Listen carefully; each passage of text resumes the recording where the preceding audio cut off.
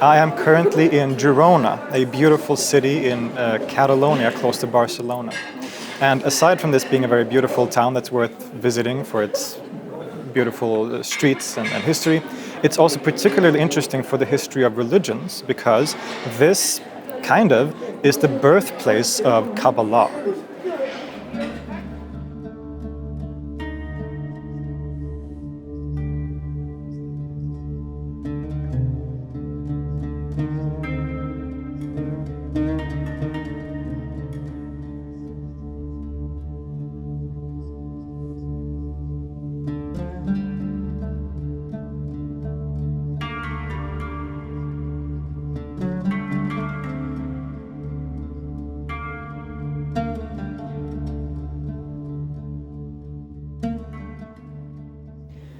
It was here in Girona, among these various streets, that some of the foundational and most important characteristic teachings of Kabbalah were formulated for the first time.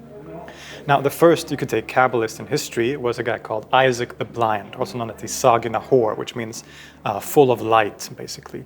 And he lived just a couple of kilometers northeast of here in Provence, in what is today France.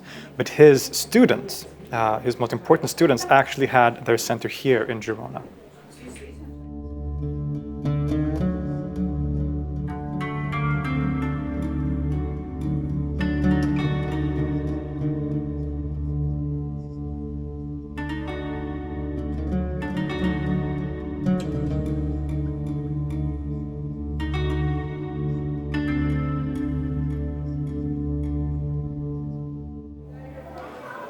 In particular, the figure Azrael of Girona is one of the most important figures in the history of Kabbalah.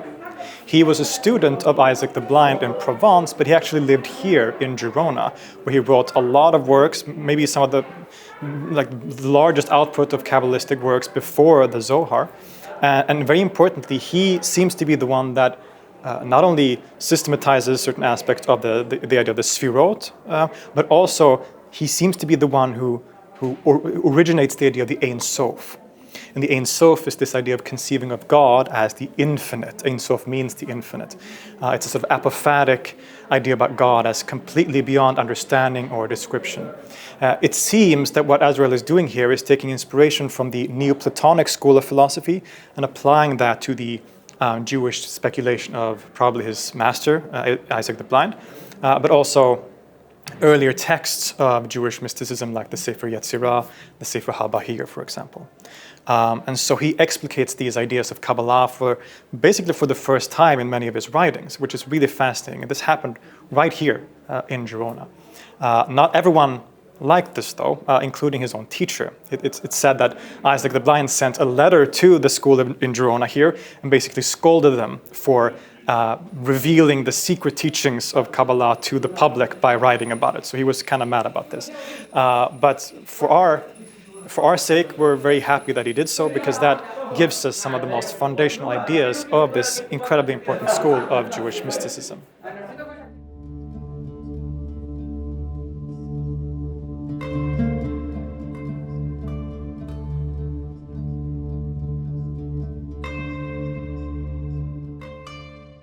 The two things that the Kabbalists are concerned with are, number one, the mystical meanings and hidden significance of the mitzvot, the commandments of the Jewish law, on the one hand, and on the other hand, the elucidation of the divine realm in different ways through the so-called sfirot.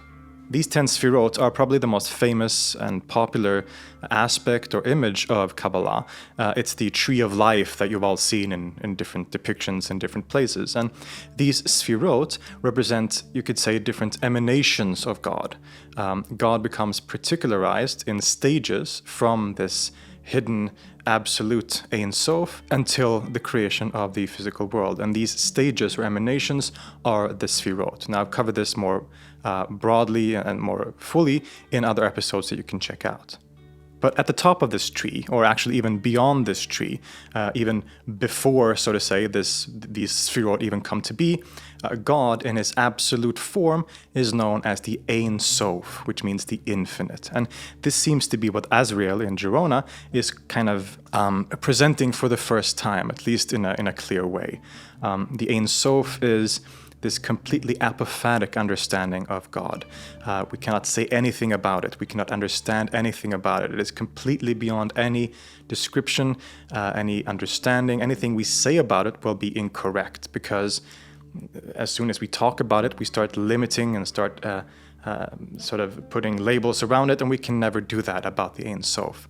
In one of his own writings, Azrael says that, quote, "Know that everything visible and perceivable to human contemplation is limited, and that everything that is limited is finite, and that everything that is finite is insignificant. Conversely, that which is not limited is called Ein Sof, and is absolutely undifferentiated in a complete and changeless unity. And if he is truly without limit, then nothing exists outside him.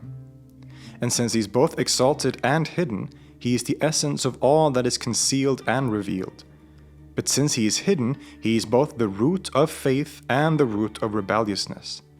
Furthermore, the philosophers are in agreement with these statements that our perception of him cannot be except by way of negative attribution, and that which radiates forth from the Ein Sof are the 10 Sfirot." Just like the one of Neoplatonism or many other understandings of God, the Ein Sof is hidden in a complete darkness beyond any human contemplation.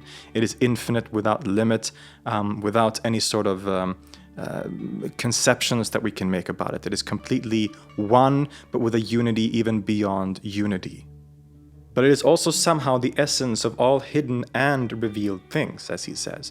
In another statement a bit later in the same text, he also says, quote, "Every being is from Ein Sof, and nothing exists outside of him."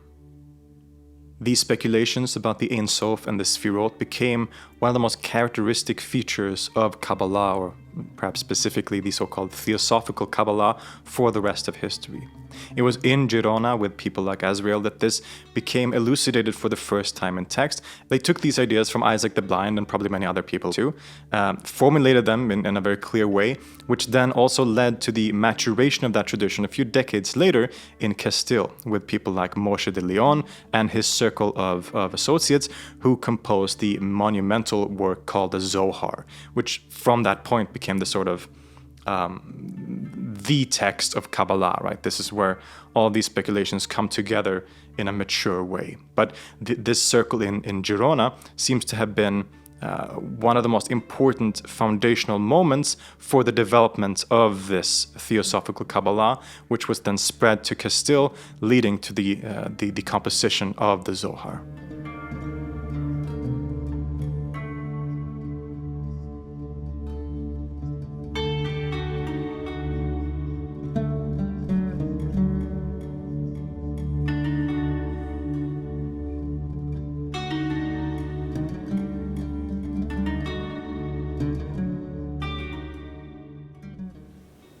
Another one of the most famous Jewish figures from Girona is Moses ben Nachman, also known as Nachmanides or the Ramban. Now, he was a very famous, a scholar, but perhaps one of the things he's most famous for is that he wrote a very significant commentary on the Bible, one of the most famous commentaries on the Bible in Jewish history. But he was also actually a Kabbalist, and he actually was a student of Azrael of Girona, so this very important Kabbalistic figure from this city. And even though when we read Nachmanides' Bible commentary, it's mostly a kind of standard commentary, so to say, but it also has these aspects and flavors of Kabbalah inserted into it. So this makes Nachmanides also not just one of the most famous and influential Jewish scholars in history, but also one of the most famous and important Kabbalists in history, especially in the very earliest days of Kabbalah here in Catalonia.